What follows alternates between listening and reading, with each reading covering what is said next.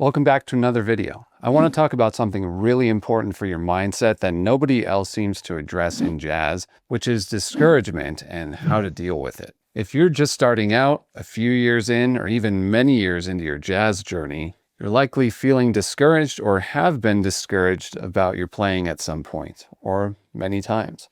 Have you ever sat down at the piano and thought, what's the point? I'm never going to sound like those greats and the players I admire.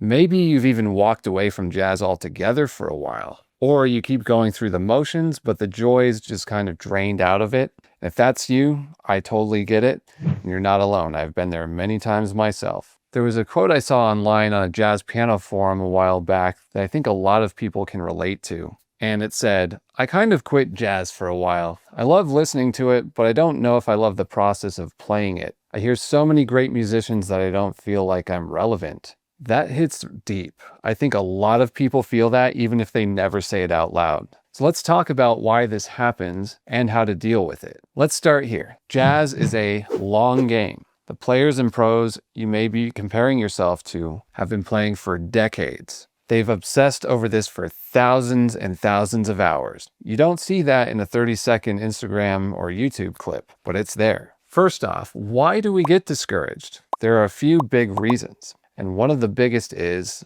1, the invisible timeline we place on ourselves. We start out really excited and motivated, maybe inspired by someone we heard or a lesson we take, and we think, okay, if I practice a lot, I should be able to get there in a year, maybe 2. But jazz doesn't work like that. 2, the players we admire have often been living this music for decades. They have dedicated decades of their lives to the craft. Many of them grew up in musical households and started at a very young age. They had the best teachers, went to the best schools, and had a lot of experience at a younger age. Others simply obsessed over the music and put in the work for years in the dark with no audience. So when we compare our year 1 or year 5 to their year 20 or more, it's not a fair fight. But the human brain doesn't care. It just sees and hears, they're better, I suck. That comparison steals the joy out of the process. We feel like we're always behind. Try to keep in mind that comparison is the thief of joy.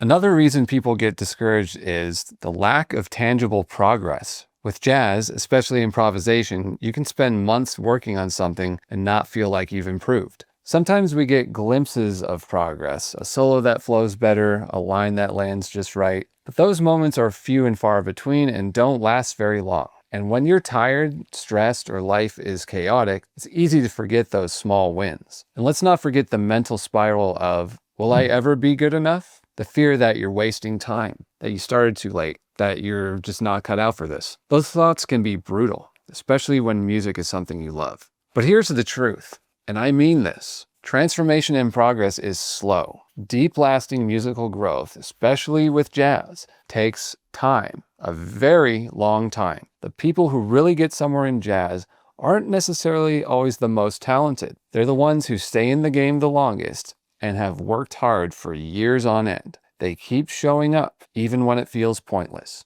If you're feeling discouraged, I want to offer 5 thoughts. The first one is, stop comparing your path to someone else's highlight reel. You don't know what their life looks like or how much they've sacrificed to get where they are. Comparison will kill your drive faster than anything else. The second thing is, document your progress. Record yourself every couple of months. You'll easily forget how far you've come unless you have proof. 3, don't wait for motivation.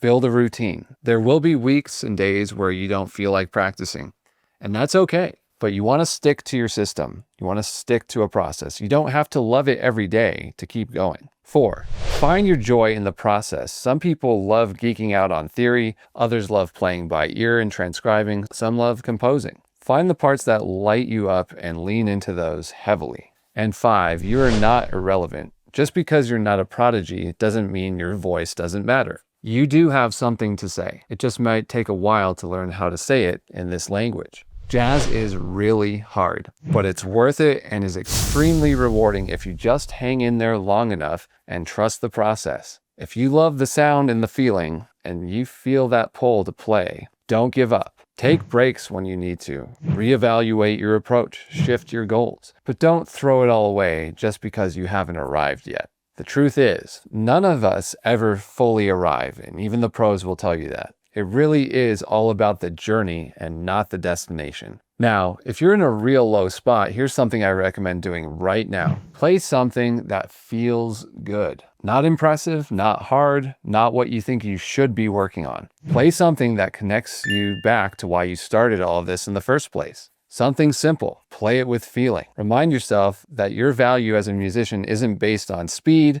complexity, or Instagram likes. It's in how honestly you're expressing something real. And maybe most importantly, you are not irrelevant. The music doesn't need another perfect player. It needs you, your experiences, your story, and your voice. It doesn't have to be flashy. It just has to be true and honest to yourself.